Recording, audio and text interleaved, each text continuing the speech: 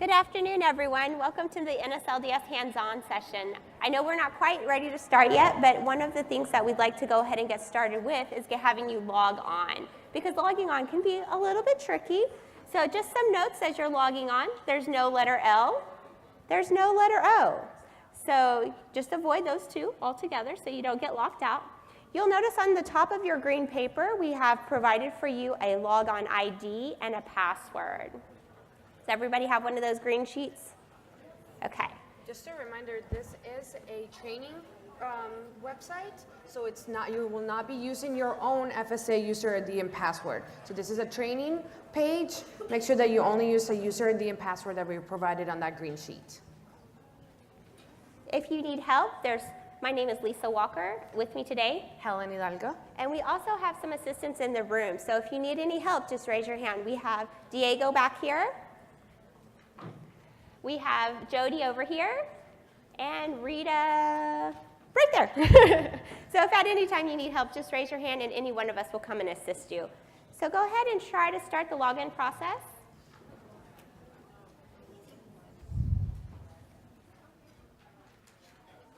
You're on the login screen.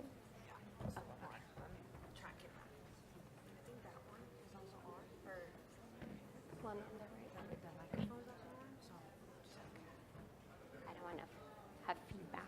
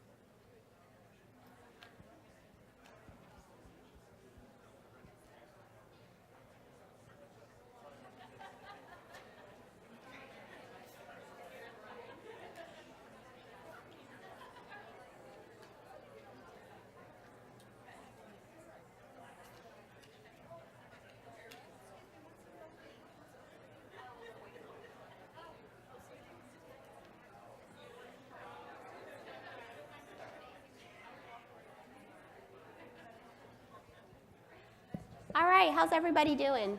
Are we looking good? We are logged in.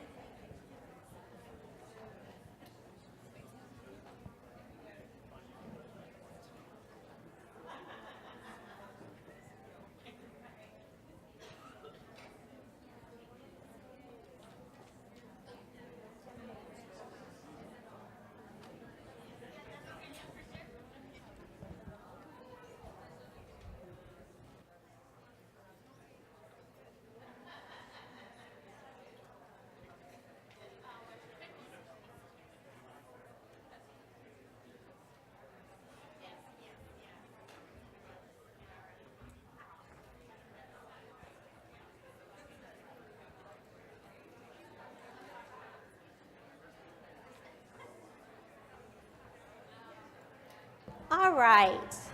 I'm going to assume everybody's happily logged in. Anybody not logged in?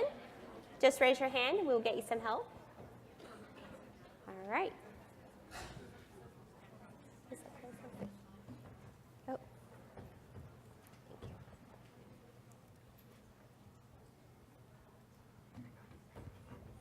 right, so we're going to go ahead and get logged in too. Okay, perfect. Thank you. So I'm going to present this first section for you. This is going to be our, I'm going to talk to you a little bit about the menu pages and whatnot. Again, my name is Lisa Walker. This is Helen Hidalgo, and we are doing the NSLDS Hands-On session. What does NSLDS stand for? Anybody know? Everybody should know? Right, National Student Loan Data System. Awesome.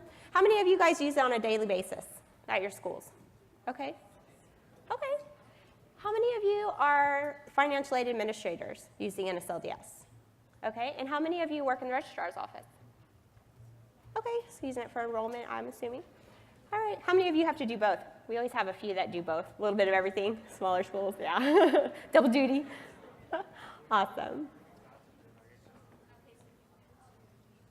All right, we're just going to get logged in and we're going to get started. So again, this is the hands-on session. We are going to let you guys drive. So we're doing things a little bit differently. So those of you that were with us last year are going to have a little bit different experience this year. This year we really wanted to make you kind of go through the motions and go through the pages so that you can kind of actually do the hands-on, right? So you can feel what you're doing. So one of the things that's important for us to let you know is that this is a basic overview. We plan to show you some of the more commonly used areas of each tab or section, and then go into certain pages and highlight some things that we think would be most useful to you. Now, some of you have been long-time users, and some of you have not used it that long. So what's important to us here is that we want you to feel free to comment and share ideas, because this session is for you guys, right? We want you guys to get the most out of it. So please don't be afraid to raise your hand, ask questions, or to share any opinions, any differences that way maybe you do something a little different. Everything is helpful. All right, so you'll notice what we have up here is the menu screen. I'm sure everyone's seen the menu screen, correct? So on the screen, we provide you some information. We tell you what's the best system requirements you can use. We provide frequently asked questions. We put links to contact us. And we also have quick links for certain things that we feel are, or from what we get back from feedback, that are more commonly used. For example, the financial aid tab, the enrollment tab, the transfer monitoring. And you'll also notice there on the I guess, I think you're right, my right, I don't know. But on the far side, it has messages. And so we provide you anything that's important that we think you should know. Maybe there's an outage, or maybe we updated something. So we like to share messages with you on our NSLDS site. Does anybody read the messages? A few people, that's okay. All right. You'll also notice on the top is where we have our main tab. So we have the menu, which is where we're at right now. And then we have an aid, enroll, GE, org, report, and tran. And so today's session, we're going to go through each of those and again, highlight what we think would be most useful to you. So we're going to go ahead and get started. Oh, sorry, I forgot to point out the icons. There on the top, we have icons. Do you see a little telephone? That's our contact information. Then we have the little question mark. I'm sure you guys know what the question mark is. Anybody guess? Nobody knows what the question mark is for? Right, help, thank you. And then we have our X. So that X, if you click on that, that takes you back to the previous screen, I think when you guys first logged on. If you have multiple campus locations and you have access to do things for the multiple, that lets you go back to that screen and select the location you want to work in. But however, on a regular basis, you would sign off using our little log on the bottom, which is not on this because, again, this is training site. Okay, so let's get started. We're going to go to the aid tab now. So here on the aid tab, we provided you, we're going to go ahead and Helen's going to enter the SSN we're going to use. So on your green worksheets, there's a section on the top that says aid, and then we're going to enter that first SSN and first name and date of birth. And that's going to get us to our first person that we want to take a look at.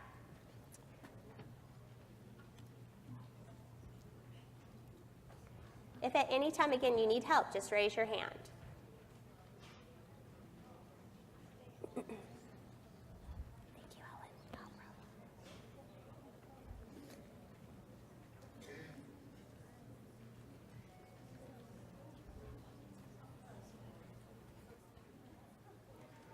All right, so while you guys are getting into your person, I'm just going to point out some things that you can see on my screen, on the big screens here. For those of you that are ready, you'll already see it on your screen. But you'll notice that we have these icons at the top here. We have a warning icon, also affectionately called the candy corn, yes. Right? And then we have information icons. Now our warning icons are to let you know that something is happening. And then we have these other icons, the information icons, to provide you additional information. Now, if you have, as you notice here underneath our warning icon, the exceeds undergrad, it's underlined. That means you can click on there, and that will take you to an area that will provide you more information. So you'll notice there at the top of our loan, so this brings us to loan history. So we first go into the aid, we're on the loan history page. How many of you use this page? I imagine quite a bit of you use this page. I use it quite a bit. Okay. So on this page, we provide you the aggregate information. We break it down between undergrad and grad, and we also offer totals. Then we provide you information about the master promissory note, and then we go into the loan summary. So we provide you some filter options, and then we go ahead and list all the loans that that student has. What's nice here is that you can always get more information about each loan. So for example, if I wanted to get more detail, I can click on the loan detail button, and that will take me to more information about that loan. So I can see when the loan begin and end dates. I can see who services that loan. I can see how much is outstanding balances for that loan. I can see the different statuses that that loan has gone through, as well as who is the current servicer and who might have serviced it at a certain time. Does anybody use this page? Okay, good. Great. All right, so we also want to point out a few things to provide you information on this page. We have added some little icons here with the H. These are history icons. So the first one there at the top next to the name, oh, I'm sorry. That one just tells you that this person had maybe some name history changes. And then if you go down to where Helen clicked before, this history icon gives you, history about the loan's outstanding principal balance, outstanding interest balance, and different things that has happened with that loan. Did you guys know that was there? I remember last year, a couple people were like, oh, we didn't know that was there. That's helpful. All right. So for those of you who use this page, what do you commonly use it for, if you don't mind sharing? Everybody mind sharing? Okay. All right, so let's go ahead and we'll go ahead and move back. And from this page, we also want to show you that this student has grants. So we have that informational icon about the grants. So if you wanted to get more information, we can take you to the grants tab there. Did everyone see how she got there? Underneath the main menu tabs, we have that row of information. We have a tab for grants. So we can go and get the grant information. So here we have Pell Grant history. You can see the Pell Grant history. It's broken up by award year. If you wanted to click on one, you could get more information if you click on the numbers, if they're highlighted. And then if you scroll down I forget to point out the LEU all the time. We have the LEU there for you. And if you scroll down, we also provide grant history information grant history information for Teach. Let's actually go to that particular student. So if you look at line number 2, I'm actually going to change students on this one so you can see that Teach grant information. Give me just one second. Thank you. So Helen is entering under your green paper, under the aid tab, there should be one that's for the grant specifically a student. This student that we have added for you, this student will actually have the grant and Teach information. We want to show you the Teach grant information because that will allow you to. We have some questions. Do you have questions for the group or? Okay.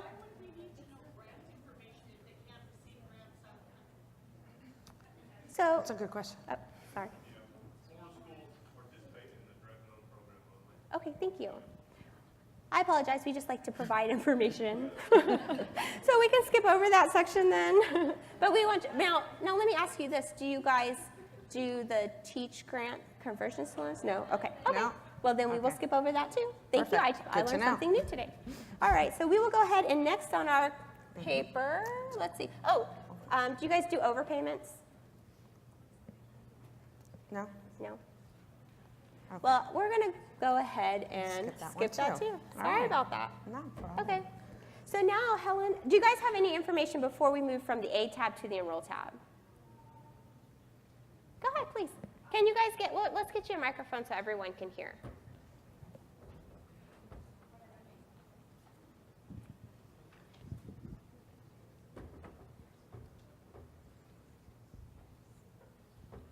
When you'd asked us a short while ago about one of the screens that we were on with loan history, and you'd asked the audience what they used it for, and no one responded.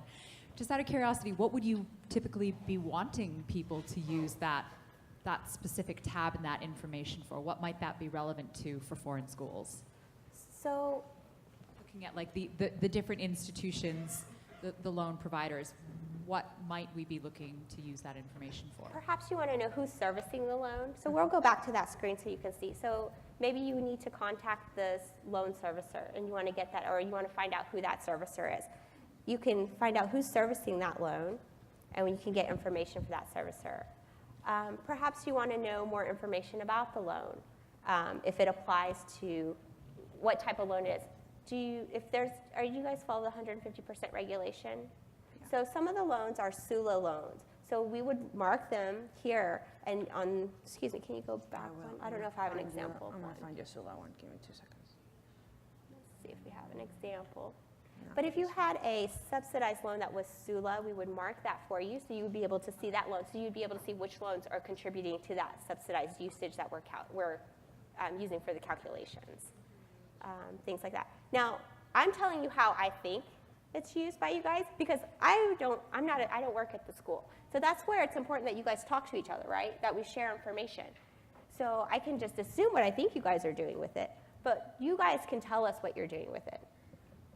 I use it if somebody's transferring to our school to find out how much subsidized and unsubsidized funding they've already received elsewhere. Okay, So did they you guys don't hear that? max So out for she's the using year. it to see how much subsidy and unsub loan has been used elsewhere when the student transfers into our school. Okay, I also use it for UEH purposes, so I Okay. can track the schools. oh, okay, cool. Great. Didn't know that, so that's good. Okay. Are there any other questions before we move on to enrollment? Okay, silence is golden, so we will move on. So we're going to now go on to the enroll tab or page. Which is that green or teal looking enroll tab. Now, this is my favorite tab, and who's with me? Whose favorite topic about financial aid is enrollment reporting? Anyone? Oh, I see a couple. See, I have some fans. This is awesome. So enrollment reporting, for this particular student that I just clicked in, it takes us originally to the enrollment summary page. On here, you'll be able to see the most recent status for the student at the particular institution that's on here. Now, what kind of status would that be? That's what we call the campus level. So it's where is the student at the campus for this particular, for whichever particular campus they're located. For example, on my sample here, he is 3/4 time for a College of Television, and at Yoder, which is my particular school, he is full-time at Yoder Technical University. So you're able to see that information in here. You all can also see like how it was sent over to us. But if you want to dig down and see detailed information about this particular student or about the enrollment, since we're only showing you the most recent, by clicking that first button, which is the enrollment detail button, you'll be able to see additional information and historical information on this particular student. The advanced display options are gonna be your friend. Trust me, they are. So for example, let's say I want to take a look at what happened. So let's select one particular school, and I want to see it by date received. So it tells me everything. So it looks like this student started out full-time, and they were full-time for a while. They changed a couple of times, and eventually they withdrew. I can also see that everything has been active. I see a lot of information on here. So this is something that's really gonna be useful for you if you're doing any kind of research. I know like Lisa mentioned SULA, and we'll get to that, and I'll show you guys how to see all that information. Just hold on. Let's go back to the enrollment summary for a second. So when it comes to SULA, the reason why we're able to calculate a lot of the SULA information is because schools are required to report program level information to NSLDS. So let's take a look where that program information is located. It's under the second button of program enrollment detail. So on here, you'll see the display options, so you can change them if you want. This particular student is in 3 different schools, or has been in 3 different schools. Now, every school will have the name on the top, and then each program that the student has attended or has been enrolled in will have its own unique number. So for College of Television, there is 1 program and 2nd program. Let's take a look. This is just a lot to look at, and some students have a lot of programs. So let's just use the display options to narrow things down just a little bit. So I want to take a look at all the programs that he's attended at Yoder University. Let's take a look. So it looks like it's only the 1 program. So this will give you information about that particular program. The main identifiers for a program is the zip code, the credential level, and the published program link. So you're able to see all that information right here. Now, we do tell you the earliest certification and the latest certification and the number of times has been certified. We don't give you every single one of those records. However, if you just click on the blue button, the 1, for this one it's just 1 record, you will be able to see on here every single time that information has been certified. This is for research purposes if you want. I like it, but I like enrollment, so yeah. Okay, so that's both enrollment at the campus level and enrollment at the program level. Schools are required to submit information, enrollment reporting information at both levels every 60 days for every single one of the students. So just keep that in mind. We'll get into a little bit as to where you can take a look at your particular profile for your school and what the enrollment reporting statistics are. We'll take a look at that in a little bit. But let's look at the subsidized usage for now. So subsidized usage is the button kind of in the middle. Who's familiar with 150%? We all are? Yes, maybe? Okay. So this is also a very useful page. On here, we actually take all of the components about 150 and we put it into 1 page. So the usage summary will give you all those great details. So for example, the maximum eligibility period or the MAP is set to 3 years. If you look down at the current program information, it's because of this program right here where they're enrolled at full time. So we give you all the 3 major details on SULA, and then we also give you the details at the bottom. So we give you the maximum eligibility period, the MAP, we give you the subsidized usage period, which is the SUP, and also all the loan details, which is that middle block. And we also just give you the remaining, which is the MAP minus the SUP equals the REP. For this particular student, they actually went over the REP, so they're negative. That's something that you may want to take a look at because once a student is over, and if they have continuing enrollment, that's how a student can lose subsidy. So let's take a look at what that would look like for a particular student. We'll go back to the enrollment summary, and then we're actually going to pull up a different student. So I want everyone to go through and enter, actually this one, let's just stick to this one. I believe this one has the information that we need. Let's click on maximum eligibility timeline, which is the button right next to the subsidized usage. Now, this is a brand new page that, well, somewhat new. It's been around for a little bit this year. So the maximum eligibility timeline will give you all of the information that you want in a timeline view.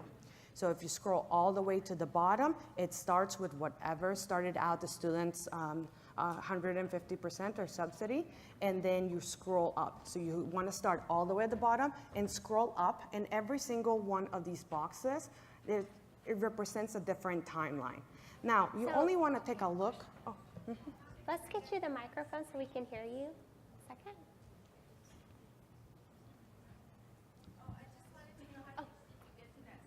Oh, Okay. no problem. Oh, yeah. So if we're from the enrollment summary, there is this button right here. It's called the maximum eligibility timeline. That's what you click on. Okay. How many of you were actually aware that it was there? Has anybody looked at it, or are we just kind of glossing over it? Oh, a new button. Yeah. So in this one, for this page, even though we give you the historical information, you're really most of the time, you're gonna take a look at the first table, the first slice of this whole thing. This will give you the most current information. So on this particular one, we'll give you everything that you possibly need. So on here, you'll be able to see that there's been loans that were awarded, there was some enrollment that happened, then the student withdrew, there was no attendance, then they came back, and then the loss of subsidy happened. You can tell by the warning icons as well that a loss of subsidy had occurred. And then we'll give you the date for which that loss of subsidy occurred. If you need to do more research as to what happened, maybe I reported something incorrectly, you can take a look at those previous slices to really give you a clear picture of it all. So let's take a moment. Now, do you guys have any questions? Because this was a little bit, I mean, it was a hard concept for us internally as it was getting created to figure out the best way to provide you a way to get that snapshot, to have an understanding. No questions? Okay. All right. Well, let's take a look at, so we've been looking at student-specific information. So let's take a look at the enrollment reporting profile. This is more at what you want at your institutions. So for the enrollment reporting profile, it's the link, it's also, so let's go back to the green ribbon, and it's the third one from the left. It's called the enrollment reporting profile. If you click on here, this will give you information about the profile that we have on each and every single one of your schools. If you're using a third-party servicer, we'll have the information on here as well under preferences. This will tell us like how is it that you signed up to receive the roster. And it also gives you, if you're administering more than one campus, we'll give you that information as well as the schedule and the past schedules. So how often, a little pop quiz already, how often are you supposed to report enrollment information to NSLDS? That's right, every 60 days. So on here, you can take a look. It looks like this particular school has decided to send us information almost every single month. And honestly, that's fine, we'll take it. If you wanna give it to us every week, not a problem. Whatever works for you, as long as you're meeting that requirement of every 60 days. If you're wanting to update it, let's say that you had it on a monthly basis, you want to go bi-monthly, or you had it bi-monthly, you want to go monthly, you can update that information right on here as well. So this is one where you'll be able to administer all that information in regards to your enrollment roster. Then moving on, so when it comes to program information and getting that information reported over to us, we've actually created a couple tools for you. The first one is called the enrollment submittal tracking. And this is a button, so it's a button in the middle, submittal tracking. We're gonna click on that next.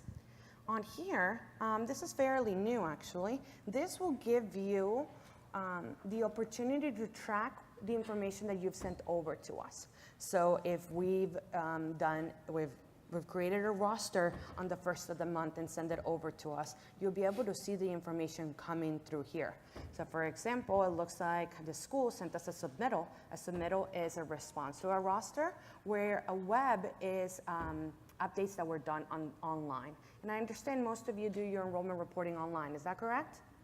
Okay, any batch, or do you, okay, at least one. Any spreadsheet submittal? No? All right, those are considered web, so you'll see them as a web entry on here. If you have a lot of students, honestly, if you were in the hundreds, I would advise you to use a spreadsheet. On the website, you can do only 15 students at a time, but pick whatever you prefer to get the information in. Billy, we had a question, comment? No, okay. So this is quite useful. You will be able to see the information coming and going from NSLDS. So it's almost like a communication tracker. We sent you the roster, we receive a submittal, we sent you errors, you sent us information on the web. You can see all that information on this page. If you use a third-party servicer, you can see that information as well on there, okay? Let's go back to the enrollment reporting profile. Now, the next thing we're gonna look at is the enrollment reporting statistics. There's some regulations when it comes to that, so let's go there next. For Yoder Technical University, it looks like they're actually doing quite well.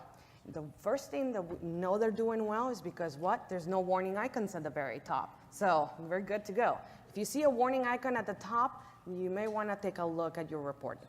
And you may want to take a look at farther down under the certification statistics for the location or the school. So we, at the bare minimum, so right now, the threshold is set to 90%. So we expect to receive program level information for at least, at the very least, 90% of the students in your roster. And we actually track that. So this particular statistics are updated on a monthly basis. We actually go through and update it the third Wednesday of every month. And we calculate all of this. So we take a look between the start date and the evaluation date, and we take a look at everything. The percent certified with enrollment, that's something that we are particularly looking for. Ever since schools started reporting program information, some of them were not reporting up to par. So just make sure that you're mindful. We do expect that to be at least 100. The 90% threshold is just something that we put on for starters, but it could change in the future. So I would advise you, once you guys are back home or working, just take a look to see where you guys are at. If you are under the threshold, you'll receive a warning letter. If you ignore the warning letter, we're going to send a letter to your president. So we're going to send you several different updates until, if you don't do anything about it, we could refer you to program compliance. And we don't want to do that, so just please take a look and make sure that you're reporting the information as you should. But this is pretty well. There's plenty of time between any of that happens. We'll give you plenty of warning. And if you need any help, you're always welcome to give us a call at the call center or send us an email, depending on the time difference. Any questions when it comes to enrollment?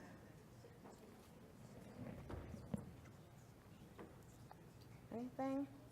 How awesome it is, what you guys like about it, what you don't like about it, I'll take it, it's fine. There's always room for improvement and everything. No?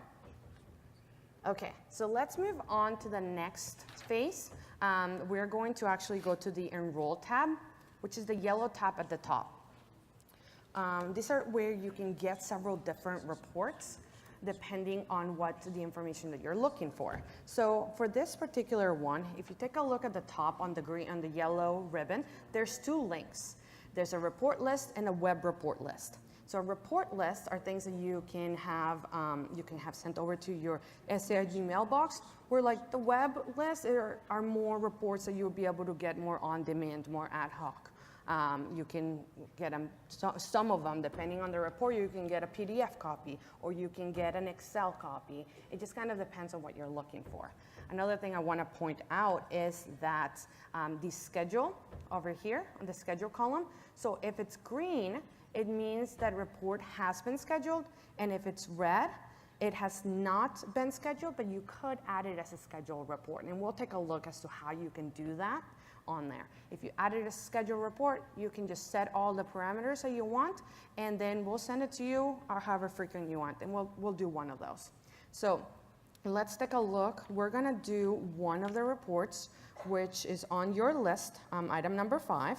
So first, I need you to find the school portfolio report, which is down here somewhere. Right here, number 31.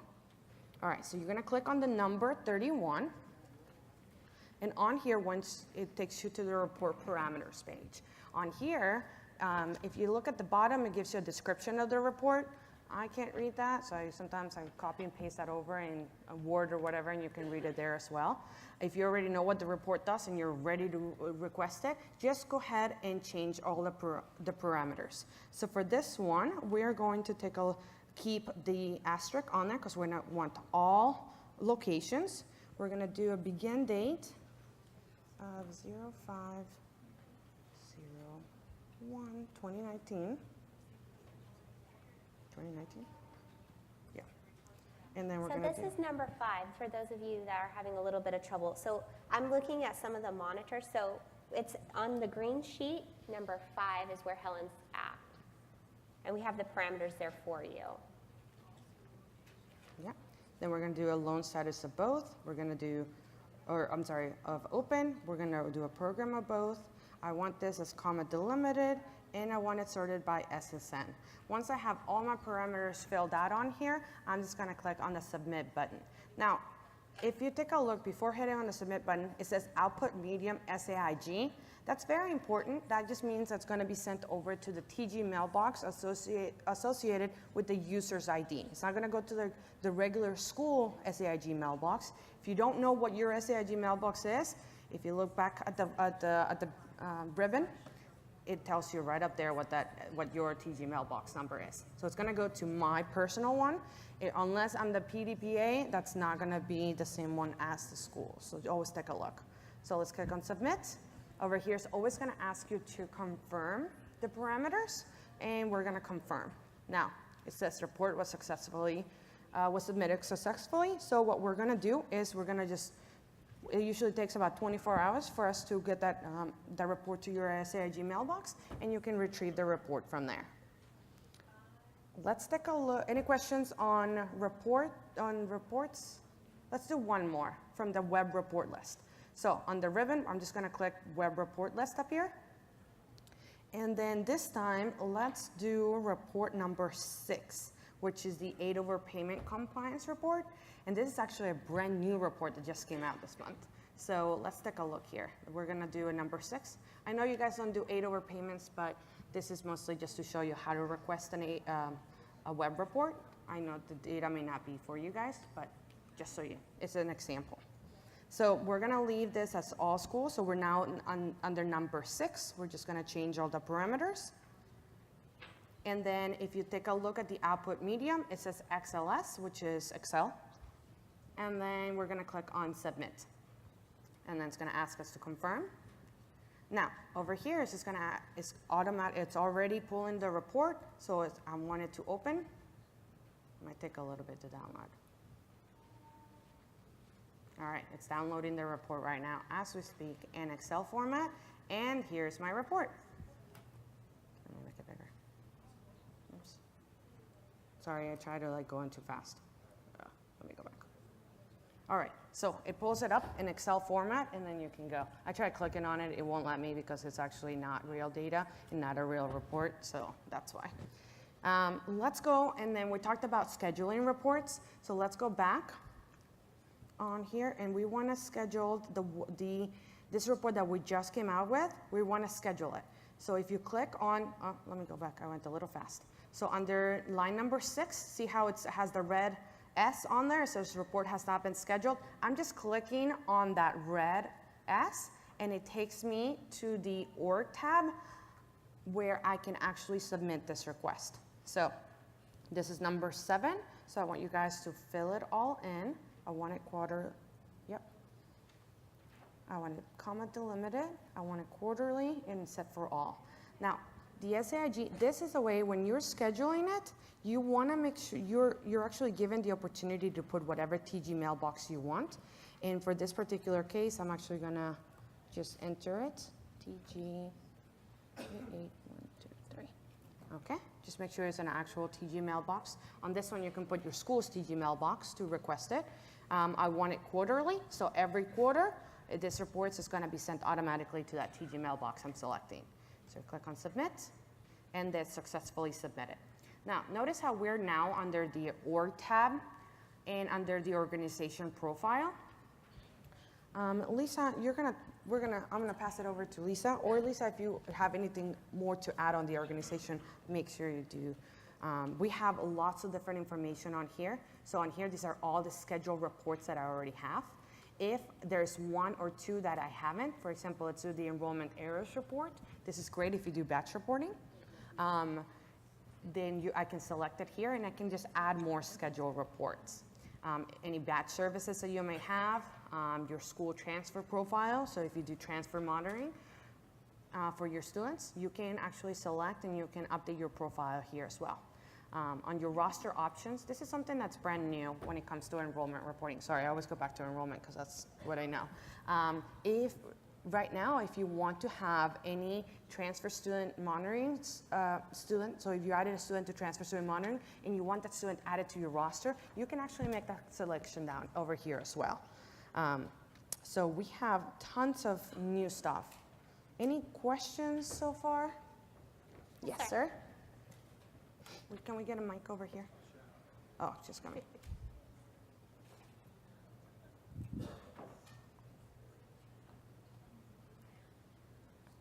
Please feel free to ask us to slow down if we're moving a little too fast. We're happy to slow down. On ordering reports, it's two questions really. The first one is when you order a report and it goes through SAG, why does the report name on NSLDS bear no resemblance to the report name that you get on EdConnect? And it's very difficult unless you physically write it down. You can spend a lot of time trying to find the report that you've actually ordered. And secondly, as a possible workaround to that issue, is there any policy as to increase the report options on the web report list so that you could download directly from NSLDS? Is there, I'm sorry, your last part? Just, it's linked to the first question where, the reports, it's difficult. I don't know if other schools find this, but I find it very difficult to get reports off EdConnect. It's to do with functionality, it's to do with sometimes firewall issues, but I've had major issues trying to get reports from some of these databases. So as a possible workaround in the future, is there any thought about increasing the number of reports available as a web report so you could download it directly from the database? And in the past couple of years, we actually tried to move towards that. There's having more. Some of them, depending on the amount of data that you have, that you're requesting and you're pulling, it won't come up. Excel has some limitations, so sometimes it's better through batch. It just kind of depends, but yeah, that's something we'll definitely tap back and try to see if we can get you some more online or web ad hoc reports. When it comes to the first part of that, the report names actually associated to the message class. And for a while, we're trying to make the message class somewhat the name of the report, but we're also restricted on that. But maybe that's something that we can take a look. Maybe we can add something on here. I know some of these reports, for example, the enrollment errors report, if you take a look under the, right under the report, we actually give you the SAIG message class, which are right here, which is very small type. So we give it to you here. Something, yes, you're right, you'll have to write it down and remember it. But we'll take that back. Thank you for that. Also, as a reminder, all the layouts for NSLDS are on IFAB. So if you ever need to find a layout, we have the links there.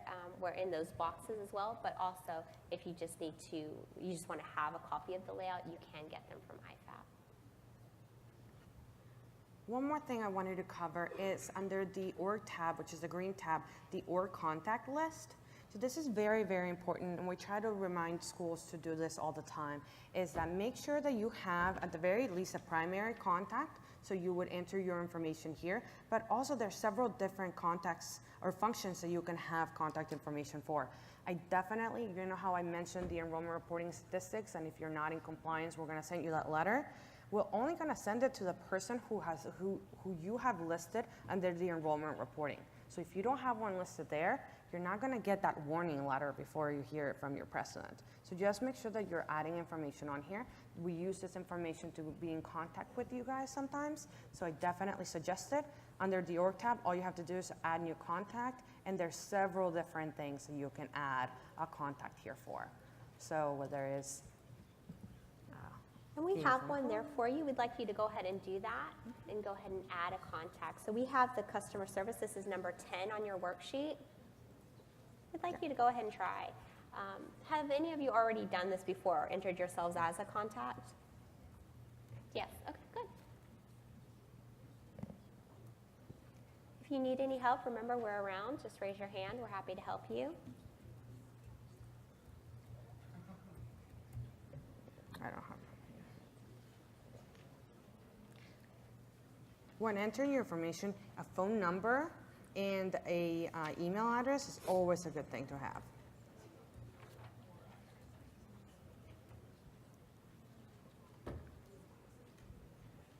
And you can also add an address.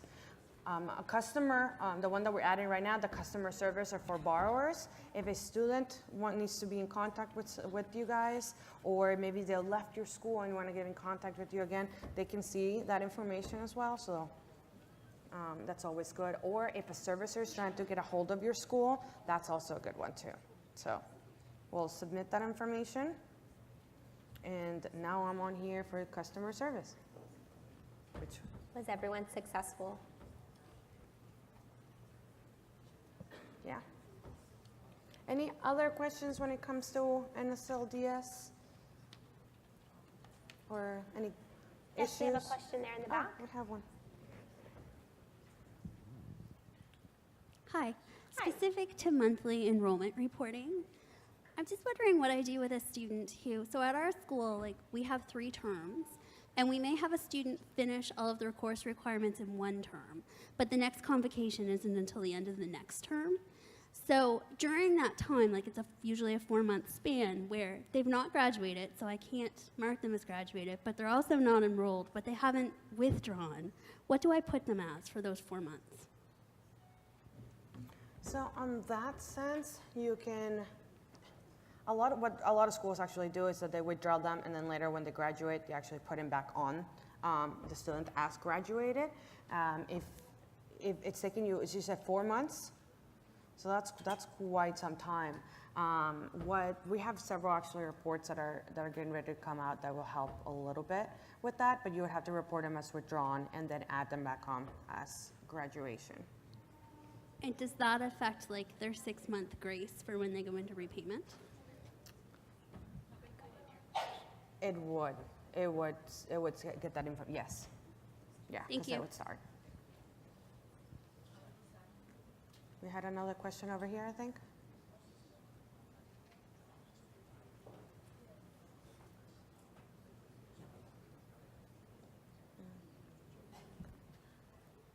Okay.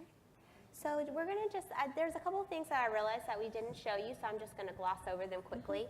And we have that GE tab. Go ahead and click on that blue GE tab.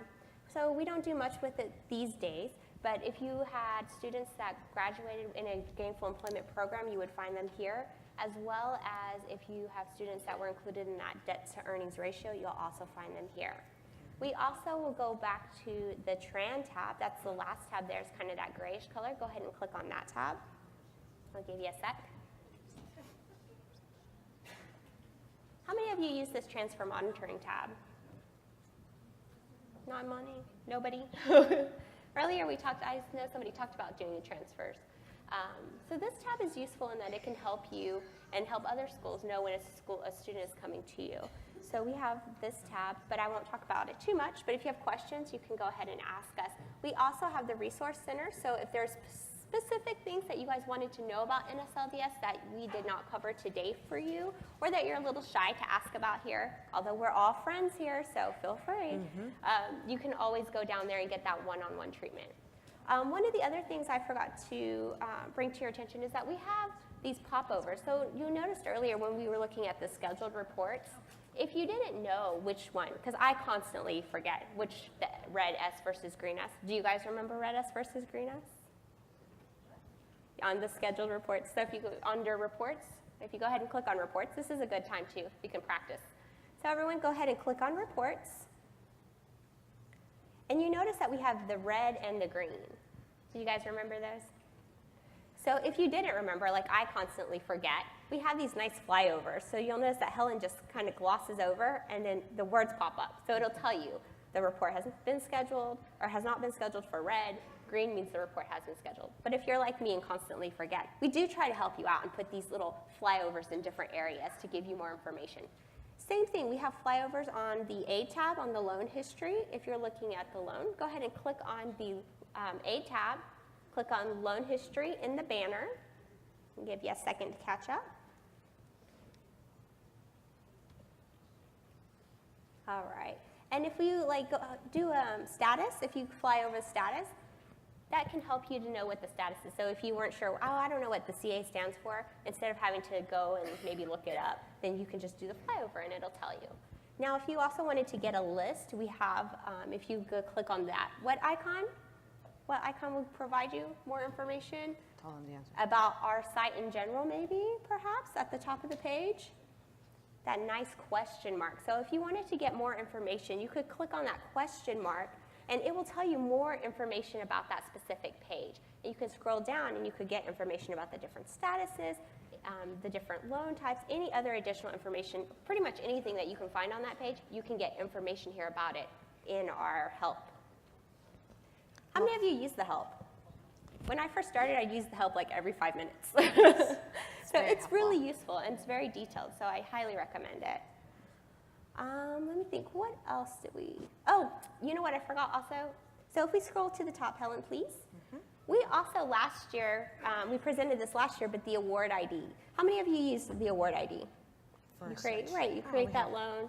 So if you had the award ID nice and handy, instead of having to put those 3 identifiers, the SSN, first name, and the date of birth, you could actually copy that identifier and paste it there. We provide that for you on both the menu tab or page, as well as this loan history. If you did put the award ID, and we can actually practice that, we have one. So if you click on, if you look at your handout number 1, the second line, we have an award ID there. Sorry to make you type it out, but this is a hands-on session, so see, get some hands-on. Let me see some henpecking over there. And go ahead and enter that award ID. We'll practice this.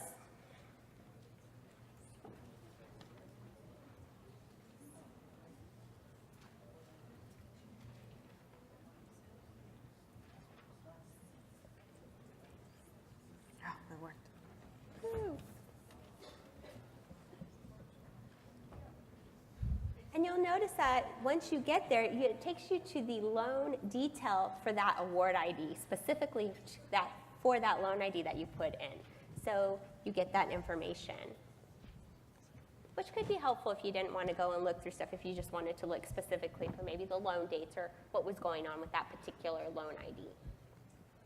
Or if you didn't want to enter all 3 identifiers, because you can also use that now and go back or click on some of the other tabs in the banner and stay on that same student. What else? Another one that I wanted to point out to you guys is also under the Aid tab. So let's go back to here. There's a student contact information tab at the bottom, towards the middle. If you click on that, if you're wanting to maybe get a hold of a student and you need, maybe they're not answering their phone, they change their phone, or maybe they change their address, this particular page, the student contact info, will give you the information that we've kind of collected from several different sources. So if we received information from the FSA or from COD or from the servicers, you can actually submit that information and you'll be able to see that information here. For example, for this student, it looks like we received this address through COD. 580 was the one that sent us this particular address. They'll check it whether it's good or not, and you can see that here. Also email addresses, so we keep a history of email addresses. If you're trying to get a hold of that student, maybe you're doing some CDR, or maybe they no longer use their school email address, you can take a look and see what the information is here, as well as the phone numbers. So this is actually a page that you can really use once a student has moved on. Then the next, what you guys don't, I'm trying to figure out what you do have in the student access interface is one that's actually kind of interesting. So students, nowadays they probably are using the studentloans.gov website, but we also have a student's NSLDS student page.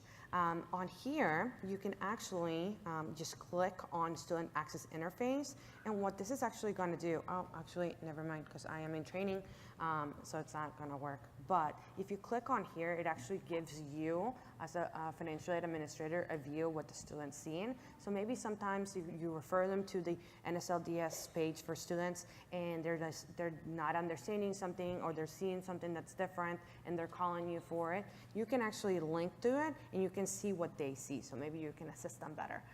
Also, if you're doing like exit counseling and stuff like that, you can point them out to that, and you can show them yourself, and like, look, this is where it is, this is what the information is. They will have to get their own FSA user ID and password and stuff, but at least you can coach them on that information as well. How many of you learned something new today? Anybody? Everybody? Oh, nice. Oh, We look like at that. Good, okay. Good. Hopefully you found something useful today. today's session, we want to give you enough opportunity, so they asked us to give you 15 minutes to ask any questions. So we would like to give you that opportunity now. And feel free, also, like I reminded you earlier in the session, this is for sharing, right, for knowledge sharing. So if there's something that you do in NSLDS that you think could be helpful to the group as a whole, please feel free to share that information. We all want to know. Anybody? Oh, can we get a microphone to her, please?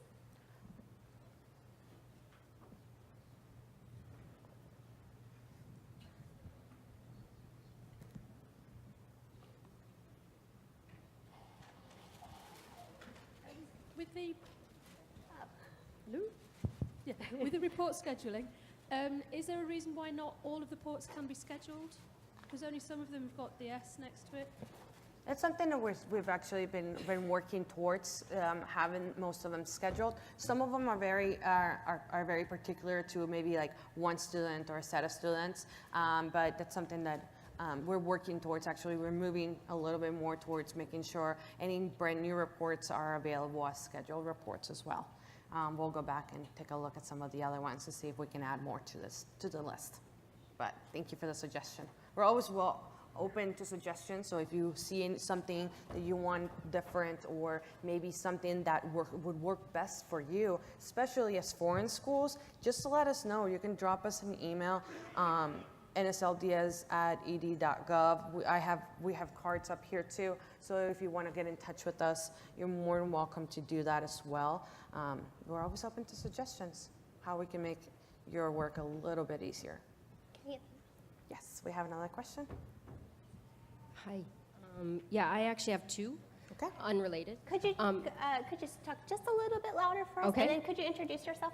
I'm Zoe Johnson from the American University of Rome. Oh. And I have two questions. One is about late certification notifications that are being put on by the loan servicer. It's happening, I've seen that it's happening when I'm doing the loan origination. So at the point that I do the loan origination, but the student isn't actually here yet, so I'm not going to report them, the loan servicer is pushing them onto my enrollment, the student roster, and I have the late certification notification. What I've been told is to kind of ignore it, but I also don't really understand why that's happening. Or if it could be something that the loan servicers are informed about beforehand in some way, because I've also heard that what's been said is to report the student as never attended at that point and then put them on the roster, but to me that seems counterintuitive to do that. Okay. So do you have suggestions at this point, or is it something that you guys are trying to work on? A couple of things. So I actually pulled up the page where it shows the late certification, so you guys can take a look to see what she's referring to. So sometimes when you see this, these are for brand new students. So for example, on loan number or student number 1, this particular student, there is no certification date on here. So we see that as we never received it. This is probably a brand new student. You can actually tell that's a brand new student because under the program information, there is that information icon that's telling me on the hover over that is a program reported by COD, but it has not been certified by the school. So you will receive this late certification because it's a brand new student. It doesn't mean that you're late on this particular student. It means that we have not received a certification on this particular student. We're looking at possibly— So could there maybe be another kind of notification rather than late? Because yeah. That's a great suggestion. It could require auditors asking about it, and Okay. if it's a brand new student, by the nature of them being a brand new student, it couldn't at Correct. that point be a late That's certification. correct. That's something that we'll definitely take back. If there is a certification date, which I think I have, if there is a certification date on the particular student, then they are truly late. I think I have one or two. 1 second. Sorry, I'm going to blind you guys for a second. And that's another interesting point to raise as well, is that I'd rather focus on my students that would actually be a late certification rather than those brand new students who are not. Yeah. So. We do still need that certification information for those students. We'll keep them on here, but yeah, we'll take a look at that. And by the way, those brand new students don't count against on your statistics until we receive that information from you. So, okay. Okay, thank you. So yes, you know. The second question was about the loss of subsidy notification. My understanding, and please correct me if I'm wrong, is that that loss of subsidy often refers specifically to that subsidized loan. So in other words, a student could come to me on my roster and have that loss of subsidy notification, but still receive subsidized loan eligibility from me. Is that correct? So it goes back and forth. So it all depends. This is on a per student basis. Every student's a little bit different and their history is very different. So it is very possible for a student to have subsidized loans and then one that was not subsidy. A lot of times the other ones maybe have been protected by a graduation. That's why it's very, very important for you to submit and certify graduations, because it will protect the student from losing subsidy. Other times you have to take a look. It's possible that they lost it in the past, but the subsidized usage page is actually very good about that. You just want to make sure that that they have a remaining eligibility before you're awarding more aid. And with COD, they have edits in place as well that won't allow you to do that. But a lot of the times it just kind of depends as to when the time in which the loss of subsidy occurred, and then what loans and what enrollment was associated with that. Exactly. So what program? So Correct. if it's a different program, it would have different eligibility. Correct. Okay. And also think about the fact that we don't have, the loans and the programs are not tied together. So it is very possible that there might have been a program at a completely different school that might have triggered the loss of subsidy for the loans that they were taking at your school. So don't think about it as, oh, this is my enrollment. Think about it more globally as a student's perspective. Yeah, but it's important to note that distinction, because for certain cases it may be that they lost the subsidy there, and for others it may actually relate to the eligibility that we're doing. Correct. So, Yeah. okay, thank you. Thank you. We Great just wanted questions. to also remind you that this year we made a change to add to the roster, to add students to the roster. We are looking at the disbursements, not the originations. So we made that change this year. We did. Okay, please, yes. Hi. So I have a question about enrollment reporting. So we report 500 students every 60 days, which requires good amount of work every time we do that. But we still have about 10% of students bring in-school deferment form, and then when we receive that, we advise students to contact loan servicer and just tell them that loan services can access to that data, because we report every 60 days. But we were told that loan service advised the student that they don't look at NSLDS. They only want to receive information from clearinghouse. So basically, we still do about 10% of paperwork, which we feel like it's doubling, the purpose of this work. So do you have any suggestions? Because they just refuse to look at it. That's what we were told. So we still do it for students, but like this is a compulsory requirement, and we would like to know if you have any suggestion what we can tell loan servicer, or if you are going to let loan service to be more proactive about this area. So the first thing is whenever you get those forms from the students, take a look at their enrollment reporting. Make sure that we have received enrollment information from you guys. Now, for those schools that use a third-party servicer, it is a third party.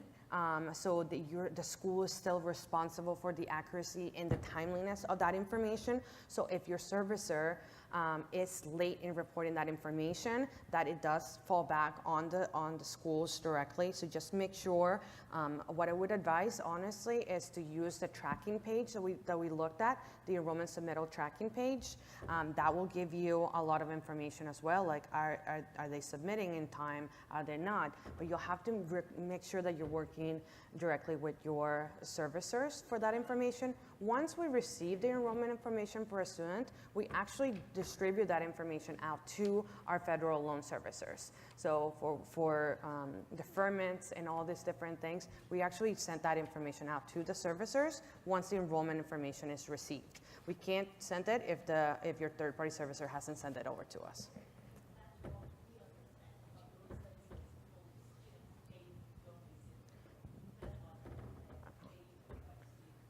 Okay. I would want to see what that servicer might have been, maybe that student. If you have their information, I would love to take a look at it. Yeah, I will. Once we're done, I can give you my card. Okay, I can tell you. Yeah. Yeah, I'll give you my card. You can email me the information. But yes, great questions. Any other Can questions? we get one? We have one over here and then one right there. And I think we have one over here. Okay. You first, since you got the microphone first, and then we'll get this gentleman next, please. Yeah. Thank you. 1, 2, 3. When will we be receiving an updated in-school deferment form? Because the current form expired September 30th. So your question is, when will you receive the updated, sorry. In-school deferment form. In-school Because we're deferment getting forms. those forms from the servicers because they're saying they're not seeing the updated information, which we are reporting, so that's our struggle. We're reporting this information and they're not using the information out there on NSLDS, so that's what I still think that even though we are going to the page to see that the information is there, if the servicer is not complying and using the information that we've provided, we're still going back to square one, completing the in-school deferment form, and the current form, OMB, expired September 30th. So when does the new form become available? 1 second. Yes, we're gonna let Eric take that one. The mic Hi, is on. Eric Hardy, also on NSLDS. All of our federal loan servicers are required to use NSLDS enrollment data. If you have examples where a federal loan servicer is not using NSLDS enrollment data, go ahead and reach out to Helen or Lisa, and we will research it and determine what's happening. I personally do some oversight on the enrollment data with the servicers, and I'm fairly confident that most of them are indeed using it. Where we might have a little disconnect is our FEL lenders and lender servicers are not necessarily required to use NSLDS enrollment data. So just as a quick note there. On the OMB approved form, we need to kick that question over to PLI. I believe a member from the policy team is going to be speaking later this afternoon, and that'd be a good question for them. Yes. Thank you. Okay. This gentleman? Yeah, I'm just wondering if a servicer can modify the enrollment data in any way, or they can just only view the enrollment data that we provide. If the federal loan servicer can modify the enrollment data, so sometimes they do report enrollment data back to us. However, that's considered uncertified enrollment and it's not used. We keep track of it, so every once in a while you'll see it. We'll note it with a warning icon saying this information came from the servicer. Let me see if I can show you what it looks like.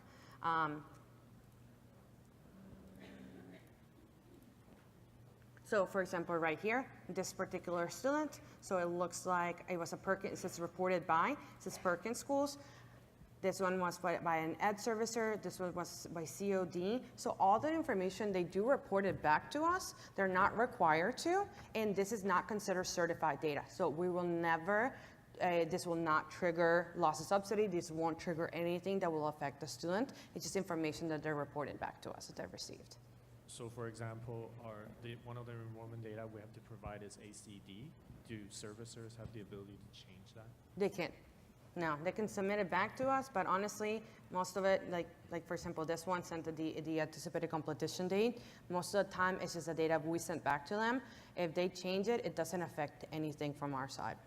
This is just informational. Thank you.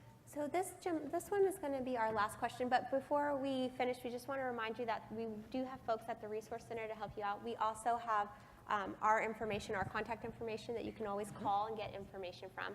After this last question, please stay because Marcia will have an announcement for you. Okay. Where is it? Where's her Yeah, microphone? that's you. Oh, Okay, sorry. right.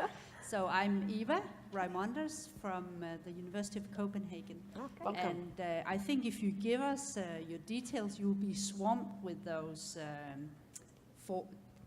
deferment forms because I also see them and I see them year after year from the same student, although it's kind of a 2-year thing, right?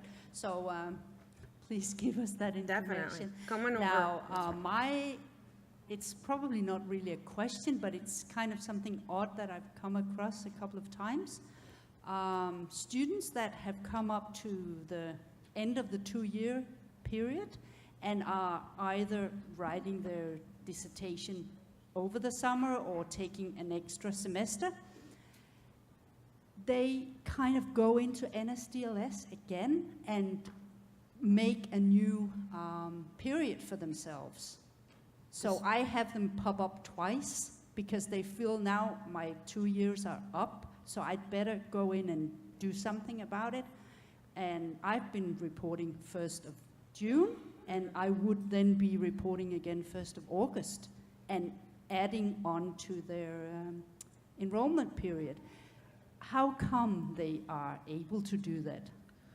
So a student, since there is the student side of NSLDS, the student can actually add themselves to a roster. That's something that they're able to do on there. Usually, if they're already on the roster, they're not going to appear twice on there at all. So That's what's happening. I Okay. have them twice. Okay. Like, I would love to see that just to take it back, and I can work it out. Let's see. I kind of deleted theirs and just added time on my own. So, okay. That's fine. If you have another one like that, send it over to me. I would love to take a look. All right, thank you so much. And Thank we'll you, let everyone. Marsha have the floor.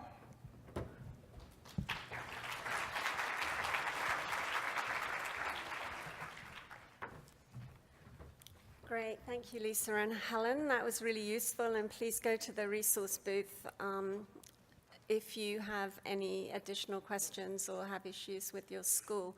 So I'm going to ask you to turn your attention to the back to Zoe from the American University of Rome. She's going to make an announcement that you'll like.